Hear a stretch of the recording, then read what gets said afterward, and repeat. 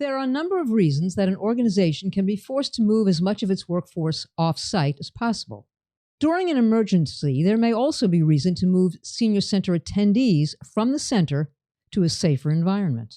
There are key components to consider when putting together your checklist of what to do in case you need to evacuate your senior center. Having a plan to get everyone out of the building can save lives.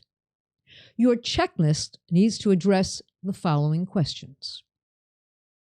How will we notify staff and clients that the building must be evacuated? Where will the staff and clients go when they leave the building? How will we help the staff and/or clients with physical limitations to leave as quickly as possible? How will we know that everyone got out safely? And finally, what will we do if everyone does not get out safely? These questions must be answered ahead of an emergency. You will need to assign people to the various roles that are needed during an evacuation. Assigning tasks to members of your emergency preparedness team will help to ensure that everyone will get out of the building safely and with the least stress. Remember, when you're dealing with an older population that may be frail, the stress level during an emergency is great enough. Being calm in the face of potential emergency procedures is a much more effective way to efficiently and effectively manage the situation. The Georgia Division of Aging Services has explicit guidelines in their plan about evacuations. This should be an excellent template for all senior centers to incorporate and to implement. It says, and I quote, "Each site shall develop a plan of operation to include evacuation in the event of fire, inclement weather, or other emergency. If the site has individuals, either staff and/or participants, with hearing or visual impairments, the evacuation plan must address how such individuals will be assisted. Staff must assess participants' ability to react and respond appropriately in emergencies, and identify those persons who would require assistance. Center management is responsible for training participants, staff, and volunteers on what to do in the event of an emergency. A checklist, and there we go again with checklists, must be made that includes action. An evacuation team leader is assigned to that specific task. Staff and participants are warned by the team leader that the building will be evacuated. Describe how they will be notified. Is there a PA system in the building, an alarm system, or will it be by word of mouth? All staff and center participants should assemble in a pre-designated meeting area.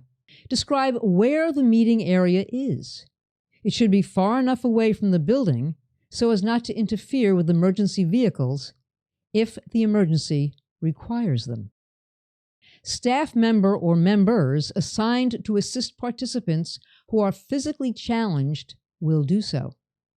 Describe the training that will take place to ensure that proper assistance is provided to those who might have a physical limitation. Assign emergency preparedness building managers the task of ensuring the safe exit of everyone in the building. The staff member or members assigned to the task of emergency preparedness building monitor will assure that everyone leaves the building and knows how to get to the assembly area. They will make sure that those who need assistance will be aided in their departure.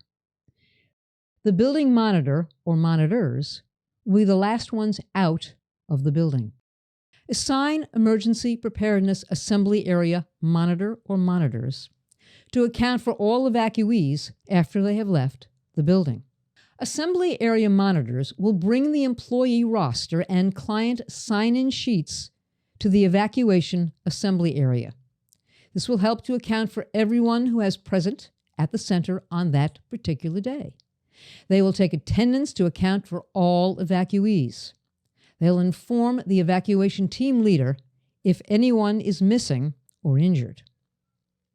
In summary, an evacuation team needs to be put into place. It is hoped that this team will never, ever be called upon to perform those duties. But the center should never assume that those functions will never be needed.